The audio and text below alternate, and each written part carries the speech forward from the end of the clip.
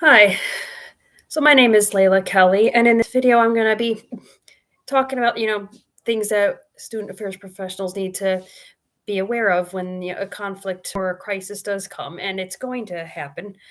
So it's important for as student affairs professionals to know what steps need to be taken to mitigate or alleviate, relieve, or reduce any kind of liability for the issue that is taking place. What steps need to be taken? I mean, many are pretty generic, but some can be on a case by case basis here, depending on what the conflict and what the problem happens to be. So in this video, I'll just be addressing how as affairs professionals, it is necessary to maintain confidentiality, what sort of follow-up steps need to be taken when a conflict or crisis is brought to our attention, and just how to handle it appropriately.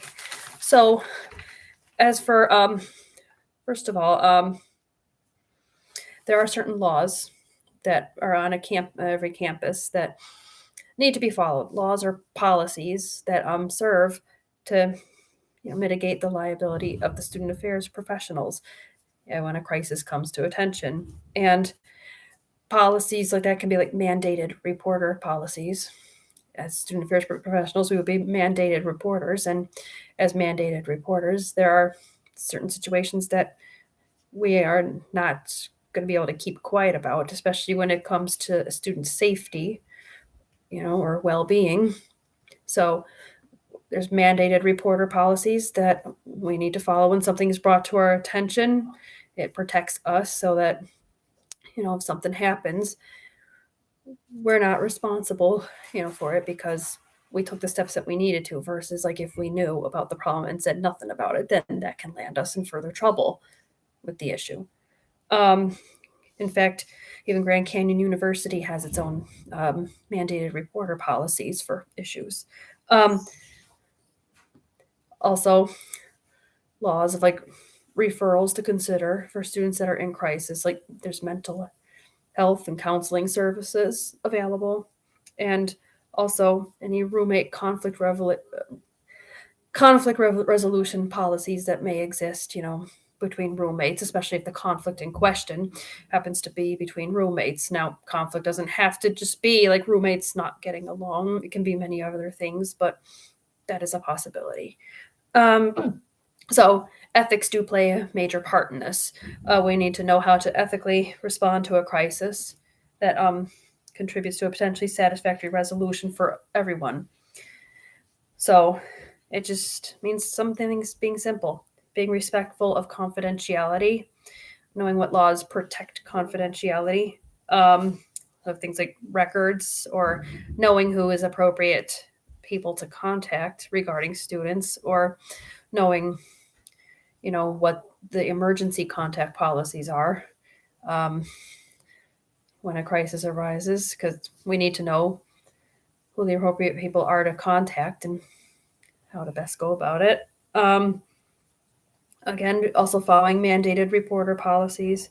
They can lead to a satisfactory resolution because we know then the appropriate steps are going to be taken to get the student the assistance that they need regarding the issue, and can hopefully lead to a better situation and easier life for all parties. And if there is the possibility, checking in regularly with students to see how they're doing.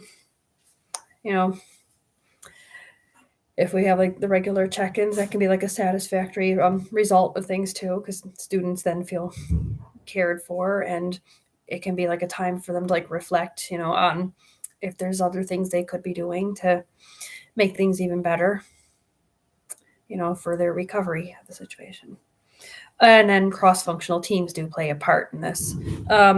There's certain cross-functional teams that would play a part in this and be notified. All of it, of course, depends on what the conflict in question is, but there's the counseling services, mental health. Those are a team that would be working with us, because there's a chance the students in crisis or conflict will need to have mental health or counseling services, just depending on how severe things are. And those professionals can work towards getting the help needed.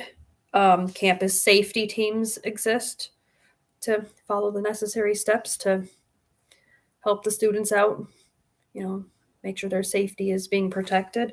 And if it's a conflict between roommates, resident assistants, or RAs can be a wonderful source there to that can work with us as student affairs professionals to then do what's needed, take the appropriate steps to resolve the conflict, and in a way that makes everybody comfortable and is satisfactory for everybody.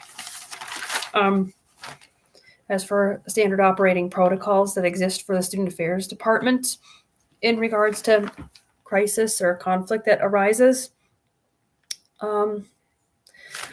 well, the protocols that we should be following as student affairs professionals is to handle things the right way, so we remain the grown-up that the students can trust, because we never know if we're the only trusted grown-ups in their life.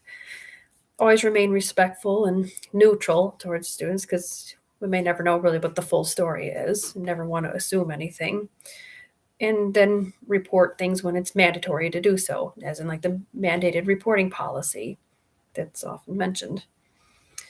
As for follow-up procedures that should take place, there could be meetings. It could be with the student in conflict alone, but there could be meetings with both, with all students involved in the conflict. But it's a case-by-case situation to see if that's even going to be appropriate. It honestly would depend on the severity of what's going on to determine if it would be right to have all students involved meeting up together with a professional to discuss things, or if that's going to make things more problematic or worse.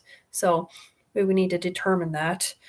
Other follow-ups, again, check-ins to see how the students are doing, and also appropriate referrals being made, like whether it's to counseling services or anything else. And most importantly of all, retaining confidentiality, because I want the campus to be a place for students to feel safe. And then maintaining professionalism, transparency, and confidentiality are very important in this.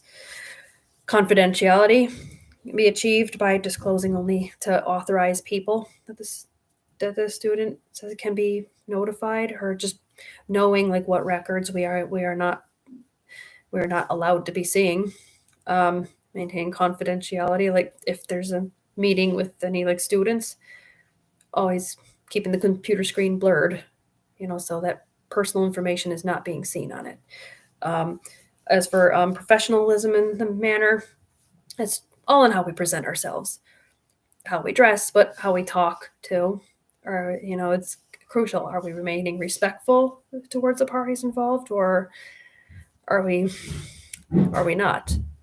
Also, the choosing of words, like lack of slang, or not trying to stoop to like the same level as like the students who might be using like a lot of slang and other non-literal phrases, but just keeping it professional to separate us a little bit from the student. And then being transparent. Being transparent is important. We must be clear with everyone involved on what follow-up steps would be taken, if certain people are going to be called. It's best if we're clear about that with the students in crisis. So it's not so much of a surprise. I think it would be way worse if it came as a surprise later that they found out that certain people were contacted without them knowing about it first, or if they don't know what steps are going to be taken, that could lead the student to maybe think that we're not going to follow up on it, and that we hence don't care. And that's not what we want to, that's not the kind of impression that we want to give off, right? We definitely want to make sure that they know we're going to follow up on the issue and make sure we're taking care of them and their safety, and that they feel comfortable. And that's most important of all. Mostly to make sure that the student feels cared for, but also in case a problem arises, we're protected from liability that could potentially come if we didn't handle the situation correctly. And that's what's important. Thank you so much and have a great day.